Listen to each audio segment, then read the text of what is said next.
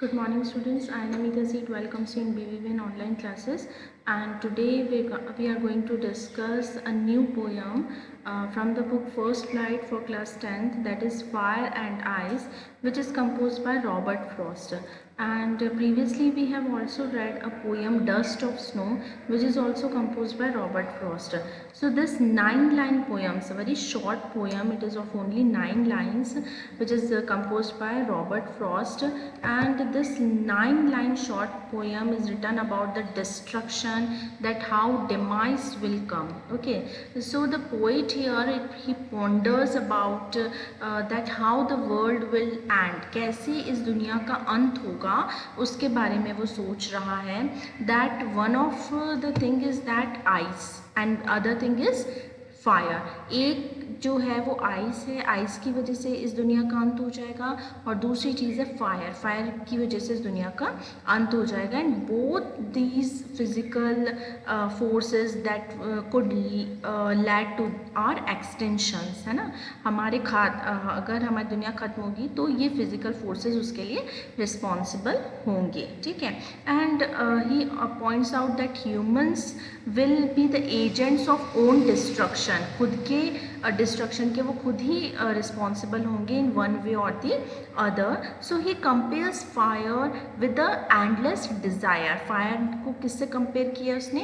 Endless desire से, passion से, violence से उसने कंपेयर किया है कि हमारी जो ह्यूमन नेचर है उसमें हम क्या है, एंडलेस डिज़ायर, मतलब ऐसी इच्छाएं जो कभी ख़त्म ही नहीं होती हैं, बहुत सारी इच्छाएं. ठीक है.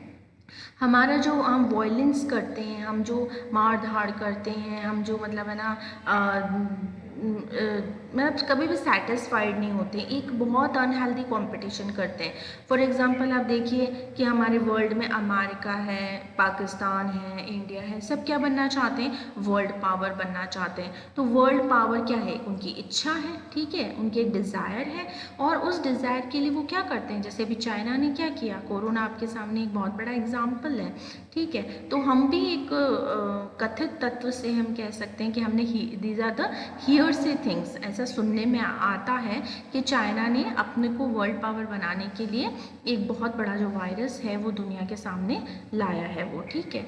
इसी तरह अमेरिका है, अमेरिका अपना न्यूक्लियर पावर जो है वो बहुत ज़्यादा बढ़ाना चाहता है. तो ये सारी क्या है, एक डिज़ायर्स हैं, और इसकी वजह से अब क्या हो रहा है, दुनिया अंत ही तो हो रही है, दुनिया का खात्मा होता जा रहा है ना, एक्सटेंशन हो रहा है हमारा. तो यहाँ पर रॉबर्ट फ्रॉस्ट ही मानते हैं कि जो पहली चीज़ है, the first most important thing is the fire, and the fire means endless desire, that through this endless desire or through this physical force our world will come to an end. ठीक है. अगर फिर भी world बच जाता है तो दूसरी चीज़ ऐसी होगी जो कि दुनिया को बिल्कुल ख़त्म कर देगी, वो होगी आइस. ठीक है. आइस सिंबलाइजेज, आइस का क्या मतलब है? आइस मतलब होगा बहुत कोल्डनेस ना, यानी बहुत ज़्यादा ठंड पड़े. अब एक बार देखिए, फायर यानी आग लग जाती है, बहुत गर्म होता है सब जगह, तो हम क्या रह सकते हैं उसमें? बिल्कुल नहीं रह सकते. अगर पूरी दुनिया में आइस हो जाएगी, बहुत ज़्यादा कोल्डनेस हो जाएगी, तो क्या हम रह पाएंगे? नहीं रह पाएंगे.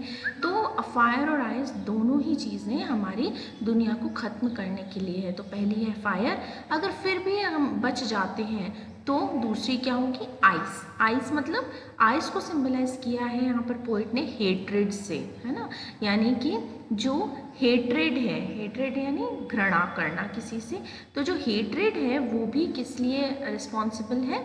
हमारी दुनिया को ख़त्म करने के लिए, हमारे वर्ल्ड को एंड करने के लिए. ओके. सम से the world will and in fire, कुछ लोग कहते हैं कि वर्ल्ड किससे एंड होगा? फायर से एंड होगा. सम से इन आइस, कई लोग कहते हैं आइस से होगा. तो fire symbolises endless desire and ice symbolises hatred. From what I have tasted of desire, I hold with those who favor fire. So मैं किसके साथ जाना चाहता हूँ? मैं उसके साथ जाना चाहता हूँ जिसने फेवर फायर को बोला है कि फायर से हमारा वर्ल्ड ख़त्म होगा. तो मैं भी ये मानता हूँ, यानी कि पोइट ये मानते हैं कि एंडलेस डिज़ायर, हमारा वॉयलेंस, पैशन ऐसी चीज़ है जिससे कि दुनिया का खात्मा हो जाएगा.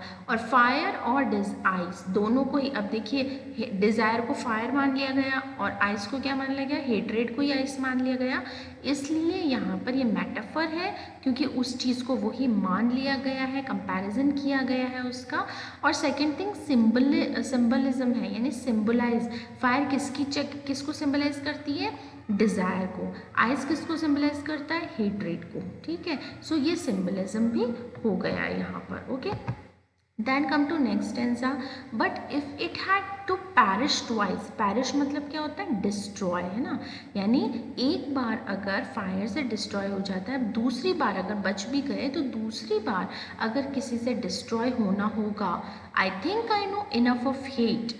और मुझे लगता है, यानी रॉबर्ट फ्रॉस्ट को लगता है कि दुनिया में बहुत ज़्यादा नफ़रत है, एक इंसान दूसरे से इतनी नफ़रत करता है कि नफ़रत ही काफ़ी है हमारी दुनिया को दूसरी बार एंड करने के लिए, दूसरी बार ख़त्म करने के लिए।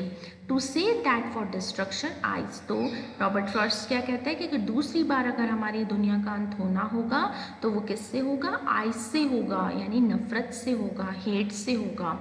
is also great and would suffice. Suffice means be sufficient, यानी काफ़ी होगा।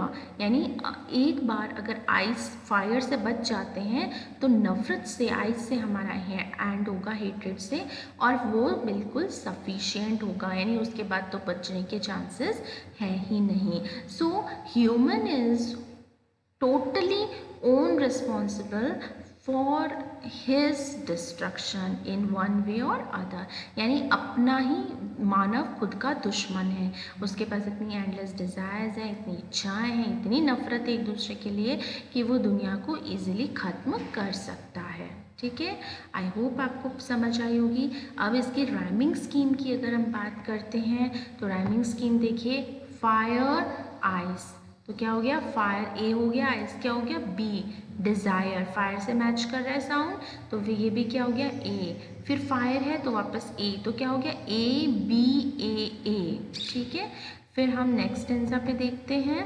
तो यहाँ देखिए आप, ट्वाइस, सी लगा देंगे हम इसको, ट्वाइस। अच्छा, आइस से हो गया ट्वाइस, ठीक है, आइस ट्वाइस हो गया तो बी लगा दिया हमने इसे। ठीक है, हेट अलग ही प्रोनाउंसिएशन है इसलिए सी। फिर आइस आ गया बी, ट्वाइस का आइस हो गया बी।